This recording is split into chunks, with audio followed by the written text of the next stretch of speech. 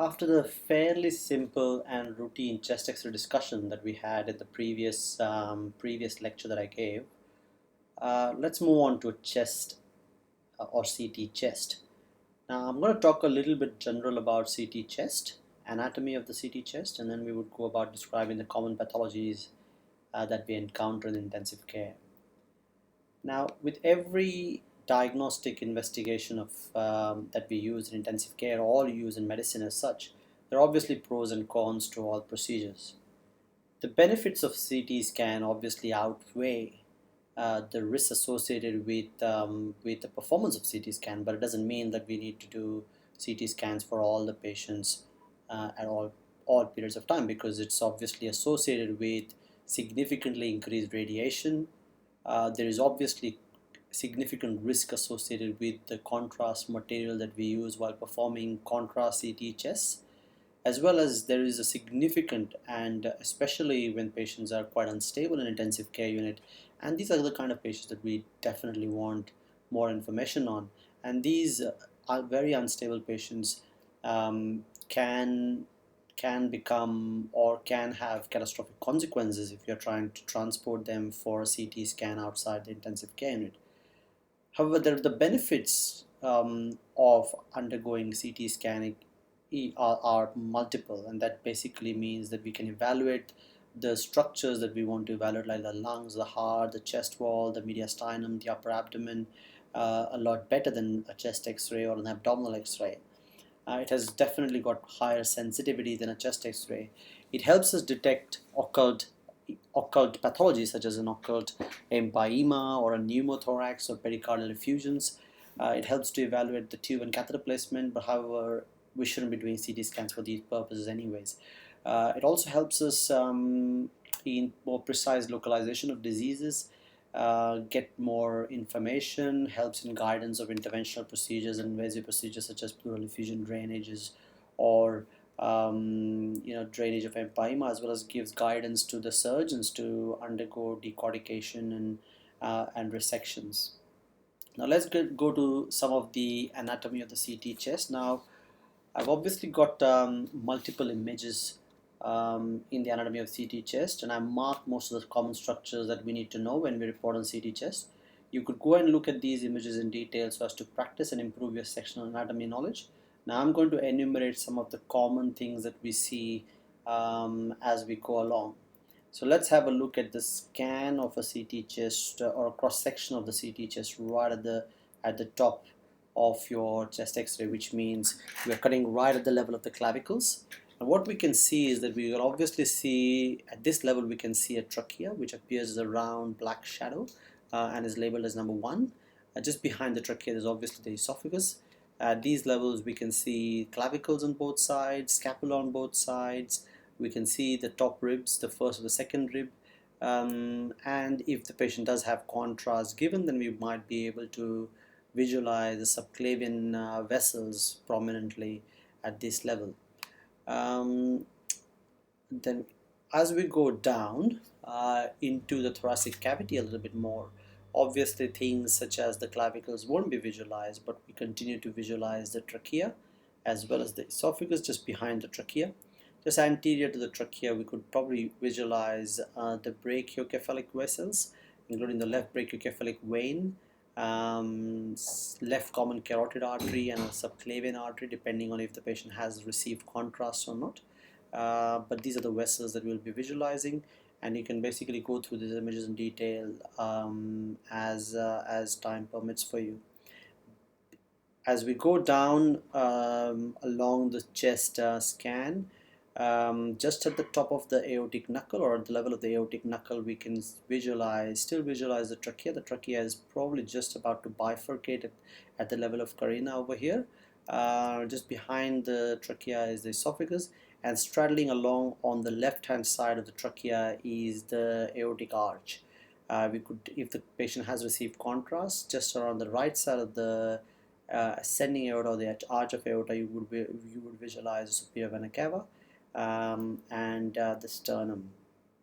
As we go a little bit lower than that level, you will visualize the carina, which is now bifurcated. The trachea is bifurcating into the two right and left main bronchus.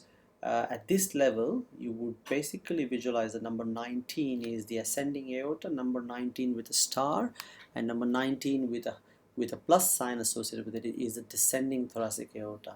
Number 29, which is on the right side of the left side of the ascending aorta, is the main pulmonary artery, which then is bifurcating into the right and left pulmonary artery, which has been labeled as 30 and 30 star. Just between the ascending thoracic aorta, which is a 19 star, and 30, that's the right pulmonary artery, is a number 22, which is basically the superior vena cava. Now go along these scans in a bit more detail to get your head around all the anatomy issues when you're kind of trying to describe all these structures. But it's important to know these when we go through the pathologies as well. The next, as we go lower down, obviously now we're at the level of the bifurcation of the pulmonary artery. Just below it will be the proper heart.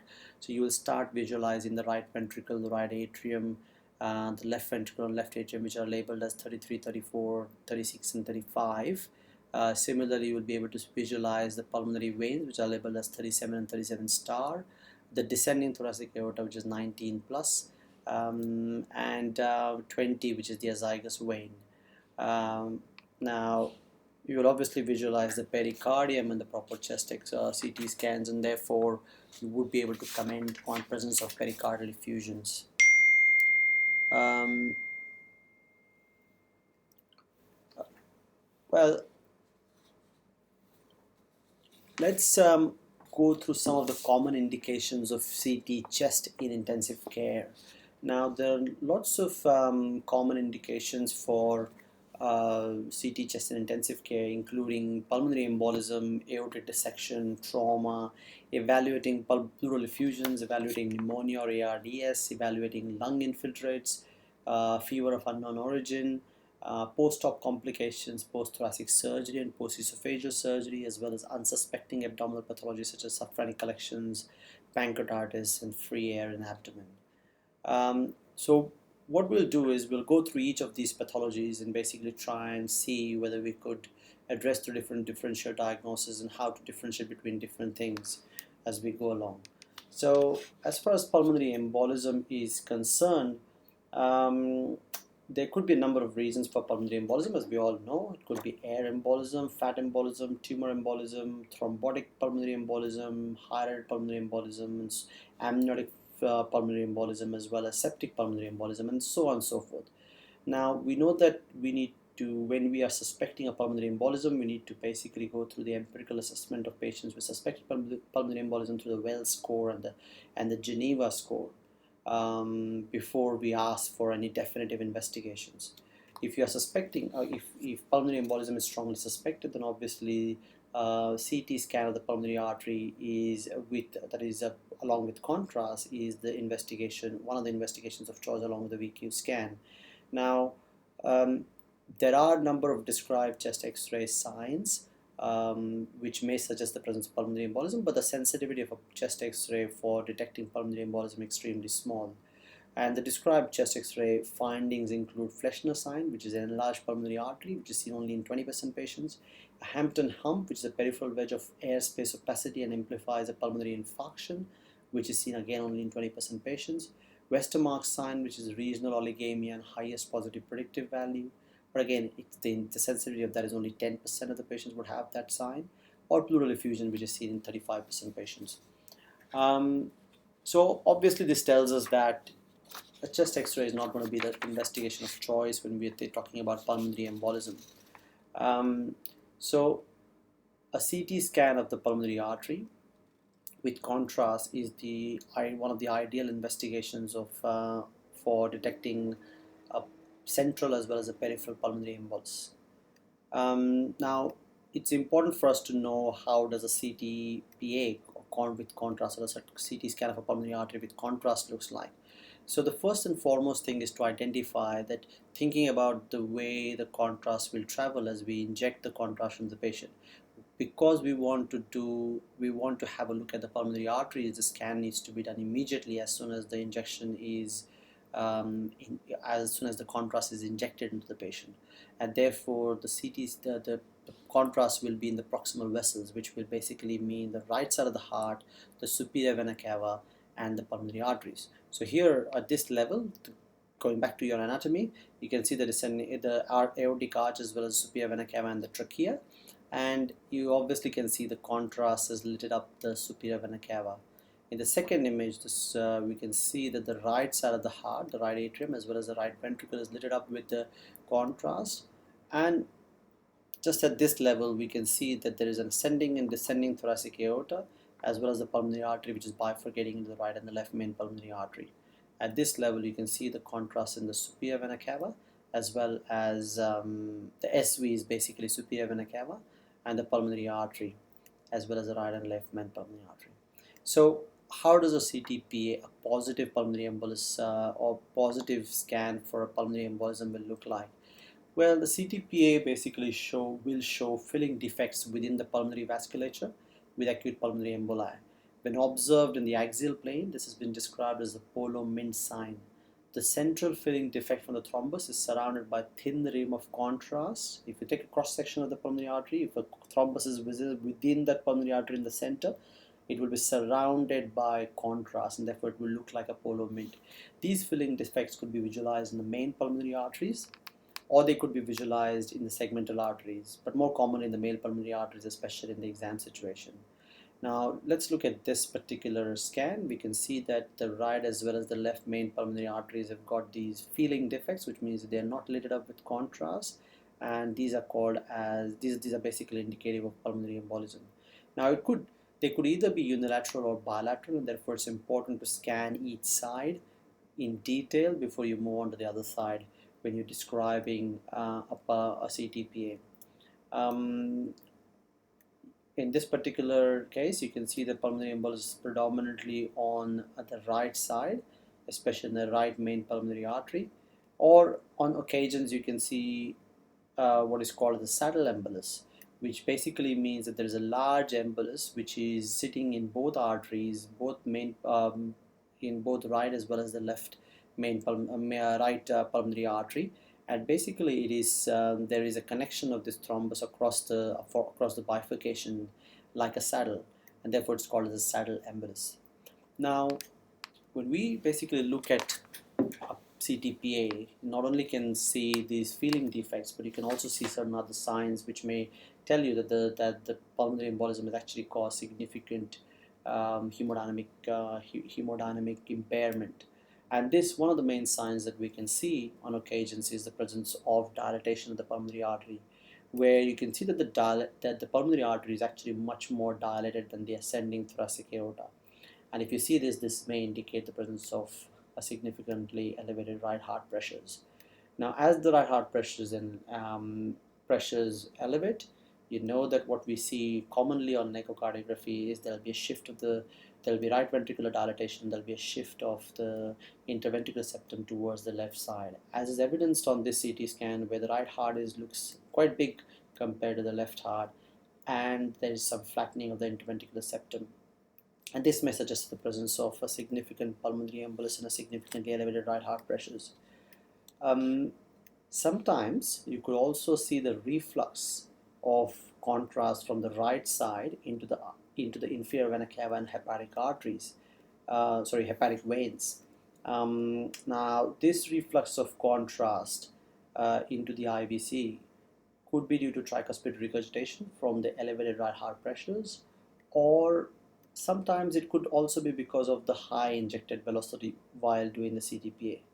Now, if there is an extensive reflux of contrast medium to the IVC detected on CTPA, it may serve as a pathophysiologic marker of right heart dysfunction.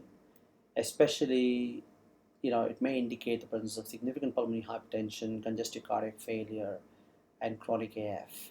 And therefore, this needs to be thought about. But also, don't forget that this presence of contrast within an IVC may also indicate the presence of a high injected velocity while doing a CTPA. Therefore, though it may suggest, you need to basically look at other signs before you make a remark on the contrast in the IVC, such as that this indicates significant pulmonary hypertension. Okay, so that's about pulmonary embolism. Let's have a look at aortic dissections. Without going too much into the details of the pathophysiology of the aortic dissection, we're just going to go straight into how to read a CT aortogram showing the aortic dissection. Now, CT aortogram is nothing but a CT with arterial contrast enhancement, and it is the investigation of choice for detecting aortic dissection. Not so much so for aortic transection in patients with trauma. CT aortogram should definitely be performed in all patients who are suspecting an aortic dissection. But however, in a trauma patient where you're suspecting an aortic transection, uh, patients might be benefited by actually going directly to theaters before wasting time in a CT scan for an aortogram. Now, how does a contrast look like? Obviously, you don't want the contrast in the pulmonary artery. You want the contrast to travel from the right heart into the left heart and then get ejected into the aorta. And therefore, the aorta should be lit up and not the superior vena cava or the pulmonary vessels. So, looking at this particular scan, you can see that there is contrast in the arch of aorta, and the images A and B, and there's contrast in ascending as well as descending thoracic aorta in the A down image as well as C down image in the descending thoracic aorta. So all these are important things that you need to look at when you're looking at CT scans to suggest whether this is a CT aortogram or whether this is a CTPA, and you will be able to tell what the examiner is basically asking you. Now, post-contrast CT scan gives you excellent detail, and what you're basically going to try and find out is if there is an intimal flap. We'll talk about this as to what this means, whether there is a double lumen, which this means true as well as a false lumen. There should be a dilatation. There would usually be a dilatation of the aorta, and in atypical variant you might find a penetrating atherosclerotic ulcer or an aortic intramural hematoma. At the same time, you're also trying to see whether there are any complications associated with the aortic dissection, such as abdominal organ ischemia, splenic infarcts, renal infarcts, or ischemic bowel, ischemic stroke with carotid artery involvement, or patients having pericardial effusions, myocardial infarction, limb ischemia, aortic rupture, or aortic dilatation. Now, within the aortic dissection, before we try and describe all the findings on a CT scan, let's go through some of the basic principles. So classic aortic dissection, there are three different types of aortic dissection as you can see from this particular slide. You've got the classic aortic dissection, you might have an intramural hematoma, and then you might have what is called as a penetrating atherosclerotic ulcer. Now, classic aortic dissection is the most common entity causing an acute aortic syndrome.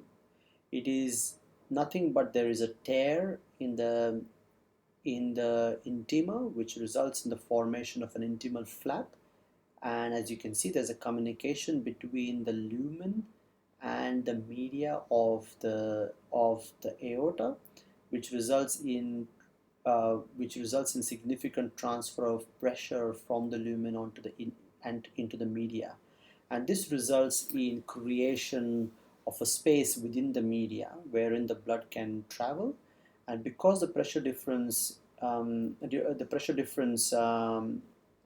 true and the false lumen is quite a bit, it results in the true lumen actually reducing in size significantly, especially because the media is extremely, most of the patients who have aortic dissection have some degree of medial impairment or medial damage or medial disease, which results in very less pressure on in the media, and therefore the false lumen suddenly becomes quite enlarged. And this results in a creation of a flap between the false lumen and the true lumen, and this is called as an intimal flap.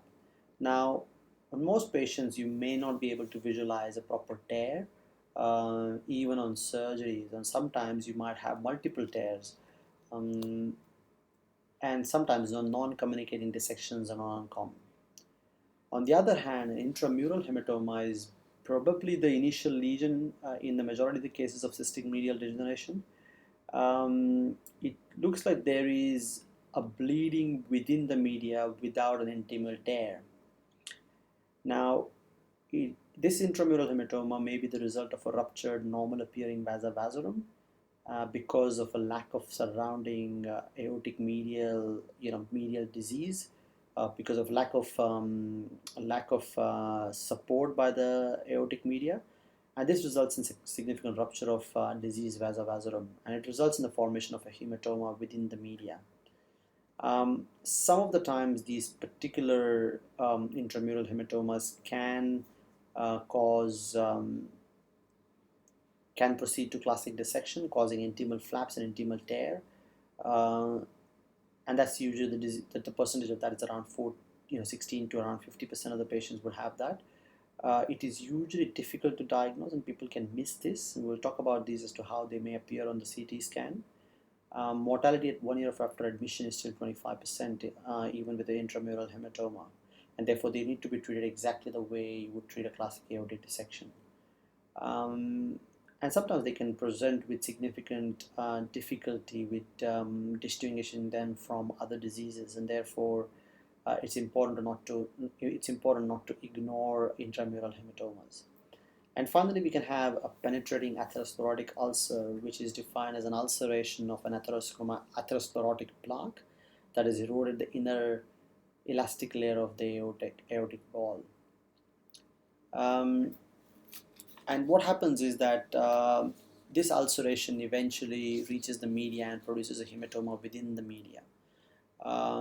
It can eventually result in it can exactly present like it can progress onto presenting like a classic aortic dissection, or eventually it can also result in aortic perforation.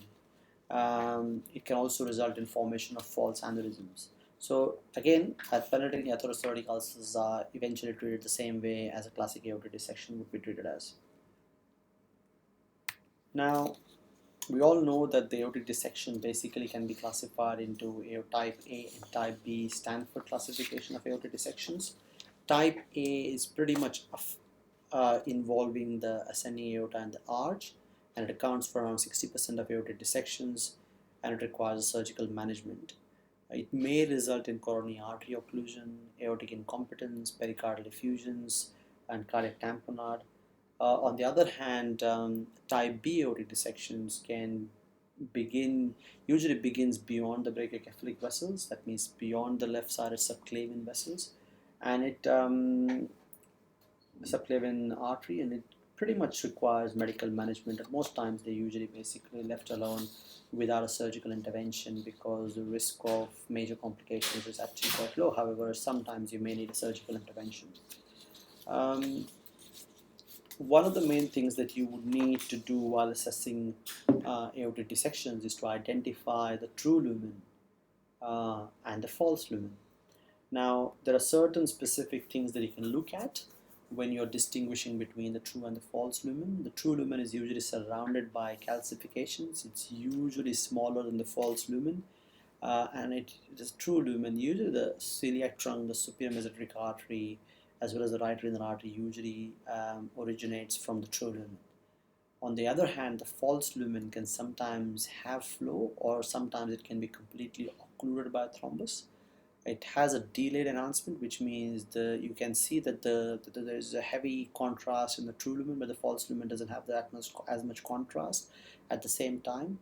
At the bottom portion, if you take a coronal section or a sagittal section of the aorta, then at the bottom part of it, because it at some point of time there would be a lack of extension of the false lumen.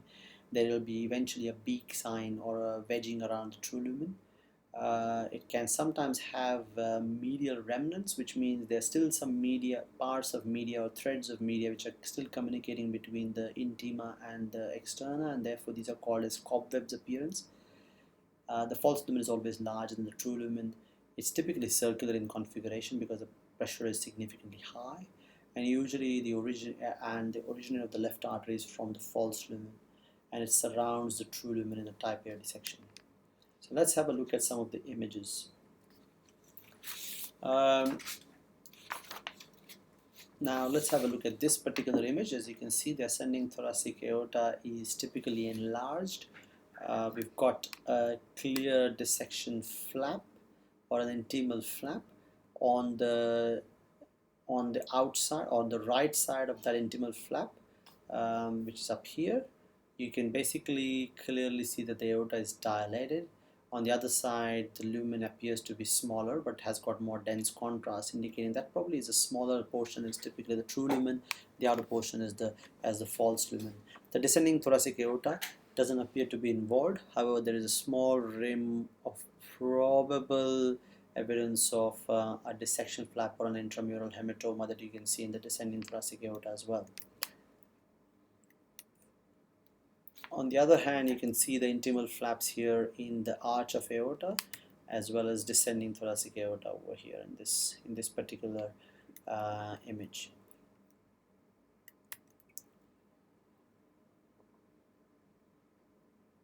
Now, when you have got a Stanford type A dissection, which means involving the ascending thoracic aorta, the arch of aorta, it's important that you trace the intimal flap towards the aortic valve and LVOT.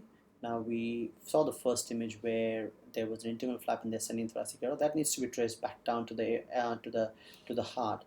Like for example, in this particular case, you can see that the intimal flap is extending right up to the left ventricle, and it's probably involving the aortic valve as well as the left ventricle outflow tract. And if the flap extends right onto the heart, you may visualize a pericardial effusion, as is evident in this particular patient. And this particular patient is extremely high risk and will develop tamponade quite quickly, and therefore would need a surgical intervention as early as possible. Sometimes it may be difficult to visualize the true and false lumens the way we expect them to. Now, for example, in this particular image, that's your aorta, that's the ascending thoracic aorta that you're able to visualize. And the false lumen, on the other hand, is extensively large. That's the intimal flap, and the false lumen is extensively large. In fact, it probably appears that the aorta might have actually ruptured through a small hole in the aorta, and it might have actually resulted in a pseudoaneurysm or a false aneurysm formation. And it's important that you basically visualize all of these things when you're looking at a CT scan. Now, we talked about intramural hematoma earlier. In some of these patients, it might be very difficult to tell whether this patient has got has a movement artifact or whether it is an actual thrombus or an intramural hematoma. Like for example, there is hypodensity around the ascending thoracic aorta uh, in your second image, and this intramural hematoma, and this is nothing but the intramural hematoma. The hypodensity surrounding the aorta sometimes can be visualized if the patient has moved, but if the patient does have the right symptoms and the right presentation in the form of chest pain, then if you've got features of hypodensity around the aorta, it should be considered to be aortic dissection unless proved otherwise. And in this particular patient, you've got intramural hematoma around the ascending aorta, and then intramural hematoma in the descending thoracic aorta, and the third image as well, descending thoracic aorta. Now, we talked about penetrating atherosclerotic ulcer. It's just an ulcer of the atherosclerotic plaque, which eventually can rupture through the intima into the media and eventually can result in significant rupture of the aorta as well. Now, in these images, we've shown a few evidences of penetrating ulcer as to how they may appear. Like this is the first image shows that it's actually in the ascending, in the arch of aorta. Sorry, I'll go back to that one. And in the second image, you can see that there's a small atherosclerotic ulcer in the descending thoracic aorta. Similarly here, descending thoracic aorta. And you can basically, these penetrating atherosclerotic ulcers can sometimes be missed as if they are a branch of the aorta, but you've got an outpouching in a patient who's got a significant atherosclerosis or who's presented with the classical symptoms. You need to think about atherosclerotic, penetrating atherosclerotic ulcer, and refer these patients to the surgeons as early as possible. Now, sometimes the type A aortic dissections, when you're looking at these type A aortic dissections or even type B aortic dissections, you need to basically trace as to where whether the intimal flap is extending into the branches of the aorta. Like for example, in this particular patient, is extending into the brachiocephalic artery as well as the carotid arteries. And it's important that you basically label all of these when you're looking at the scans, that there is an intimal flap and a true and a false lumen visualized in both brachiocephalic arteries as well as carotid arteries.